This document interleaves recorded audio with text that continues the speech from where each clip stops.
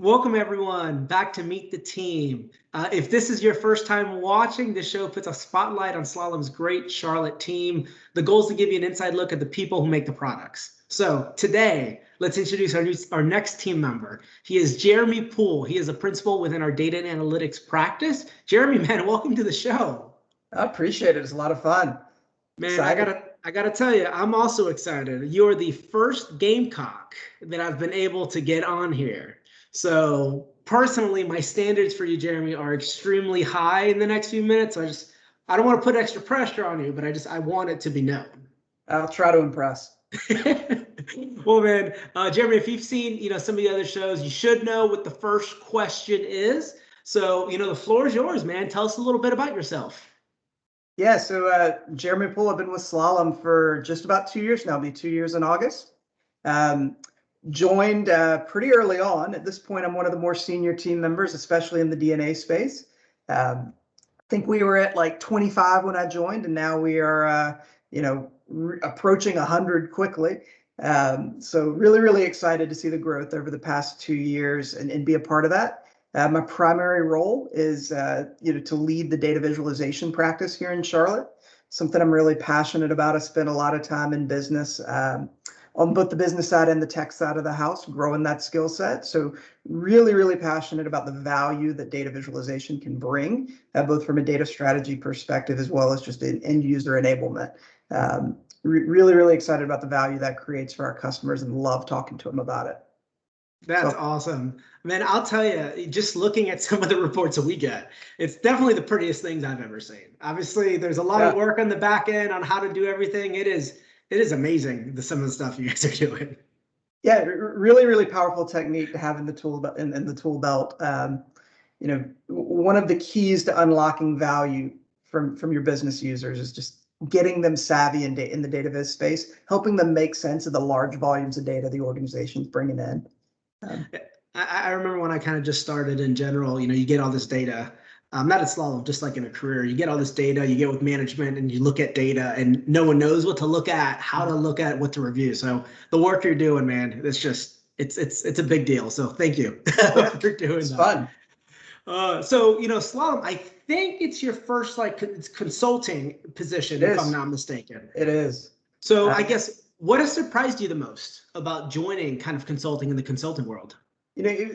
I've loved the experience, right? I had wanted to do consulting for a long time, but I'm also a homebody. So the idea of being gone Monday to Thursday, being on planes every week, flying across the country, being away from family and away from home, never appealed to me, right? So the local model that Slalom brings, that's a game changer for me, right? It opened up the space with the way that I like to work, right? I like to be there in person. I like to bring everything that I am to a client. I like to just be present and build those relationships. So our model really, really fit me well. Coming most recently from the financial industry, I'd kind of gotten a little sour on leading globally separated teams. Little did I know that COVID would soon bring those skills back to the forefront. But when I joined Slalom, I was obviously really excited about the in-person local culture, getting back connected with the folks I work with, doing more with them than just showing up to the office. From a Slalom perspective, the thing that's impressed me the most is the passion that our people have for the work they do. It's empowering to know that every day you show up and you're surrounded by people who are passionate about what they do and experts in their field.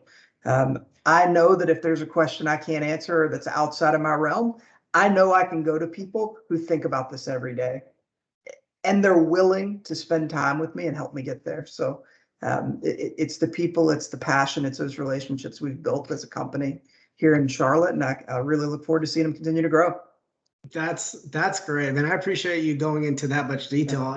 Just to kind of piggyback on that last thing you said, I've been at the company for a few months now, and that last point about being surrounded by so many smart people, you're included, Jeremy, in that group, right? Of really smart people that you've helped me, and we've had conversations just in the past, and everyone really is so helpful, and it's to everyone. So I think that culture that you're talking about, man, I've never seen anything like it. especially when we're dealing with so many, I mean, smart people at a Yep. company like this. So it's been really cool to kind of see from my end as well. So that's some good stuff, man. Yep. And I'll tell you, all the time, obviously I'm in the talent acquisition side, and I speak to a lot of people that, they love data, but they don't exactly know how to get into visualization or get into data analytics. I guess, what kind of advice would you give those people that want to really, Yeah. dive into that? So I can identify with them because I thought it pretty hard when it was introduced to me. So at a previous company, I was working for a BI team, and we were using some legacy technology and an industry parlance, something that's pretty far behind the times, not exactly cutting edge. And I was really good at what we did. And so director came in and introduced Tableau specifically as a data viz technology, the first one I was introduced to, and said, hey, we're going to start, representing our data visually. And I said, it doesn't seem like a good idea. I might lose the advantage that I have over all these people that I support, right? Like, I didn't want to give that up. But then I started incorporating it into workflows, even the most simple things where I'm doing reconciliation. And it just became so much easier to visualize differences in data sets that are millions of records large on each side to identify the variances visually rather than going line by line scrolling on data sets that can't fit Excel, right? So I kind of came about it that way, and I started to see the value. And then one day it clicked. It's like, yeah, this does make it a lot easier. I really should embrace this. And from there was no shortage of resources available to me as I wanted to really just consume every bit of content I could get in that space. So my advice would be, as you start to discover that this is something you're passionate about, right? Go seek out resources. There are a number of community-driven projects around some of these tools specifically that you can get involved in, and they'll bring you ready-made data sets that you can start to prepare.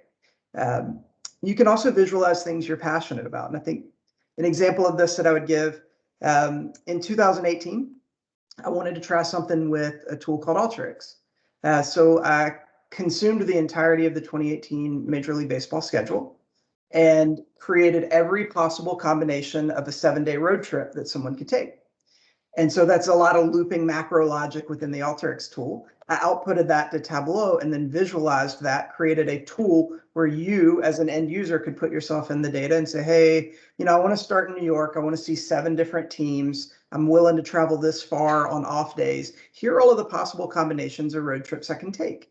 And so, that's published out on Tableau Public. It's got something like 15,000 views, one visit a day, right?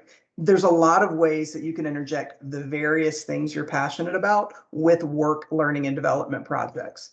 And that's where it really started to make sense to me, where I combined passions.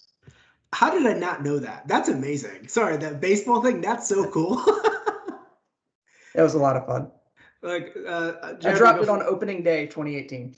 all right, I'm gonna have to go back in time. Yeah. If you can maybe get that set up again for 2020 or maybe even 2022. Yeah. If you have the time, I would Look love to look a get, little farther out. yeah, give yourself time. And you know what? I would love to plan a road trip. I'll give you some ideas on That's dates, awesome. and we can work from there. Yeah. A lot of Oh fun. man. Well, Jeremy, that's super neat. I love that idea of, taking your skills and putting it to personal projects. Yeah. I know, speaking with a lot of like agilists in my past, they'd always say like, how do I get into agile? Well, do it at home. Like when you're working on like home projects, put it on Trello and make your family go through stand-ups and kind of go through retros and stuff. So I love this idea of even technically same kind of thing, like find something you love and use it to really hone those skills. So that's great, and I will be using that in the future. So we'll be in touch. Well, Ben, I got a few fun questions. Those are kind of more the business like ones. A few fun ones that I always like to ask. So you've mentioned already a few of these, but what is your favorite visualization tool? I have a preferred choice just because I've done more work with Tableau. Really, really big fan of Tableau. Customization is top notch. The ability to execute and deliver in Tableau exceeds some of the others, in my opinion. Power BI is not far behind. Really, really enjoy working with Power BI as well. And also excited about a couple on the horizon that have been emerging over the past couple of years. So Tableau, I'd have to admit, is my preference. I actually co-lead the local Tableau user group here in Charlotte. So that's pretty well. No, so there's no bias there at all on No. Tableau. All right, so Charlotte related. Your favorite Charlotte brewery, but homebrew does not count. So your own stuff does not count. Man, it's been so long since we've been out to them. It used to be Sycamore back in the day, when we could go out to Food Truck Friday and everything was normal. Really, really like a lot of their stuff, have their stuff on tap pretty frequently. All right, so we'll go with Sycamore. Man, I thought you were going to say some brewery I've never heard of. I was really excited Big about Birdsong fan as well. Big Birdsong fan. I don't know if Fauna Flora counts. They do have their presence out at Optimist Hall now. I mean, technically they're from up in Morganton, but like their stuff as well. Their stuff is good. I've only had one of theirs, and it's been amazing. Anyways, back to other stuff. And then this is a favorite South Carolina question: Connor Shaw or Steven Garcia? Okay, what's the context to win football games? Connor Shaw, Steven Garcia. Your choice. I think Connor's a little more my speed. Steven was a wild dude. You can probably predict Connor a little bit better. Yes. Than this on the Steven side. So I know when you were there, I thought Steven I think was the quarterback when you were in school. So I didn't know if there was going to be a preference there. Yeah, he was an early arrival, I guess, when I was a junior, and he came in wreaking havoc. Yeah, a lot of fun. Well, dude, this has been awesome. The only thing I'd really like to add is there anything else you'd like for people to know, or anything you just want to add at all about slalom or yourself that we haven't really talked about?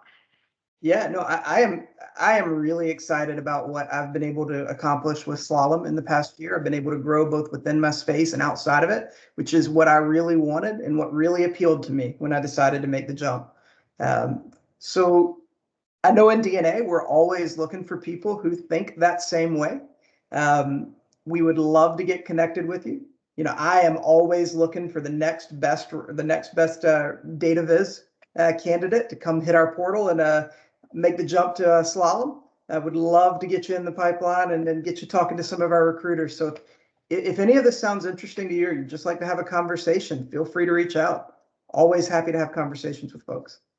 Awesome, Jared. Thanks so much for adding that. Thanks so much for jumping on the show. I know you're a busy guy, to say the least. So thanks so much for taking the time. To that point, please feel free to connect with Jeremy or myself about anything data analytics driven, as we're always looking to add.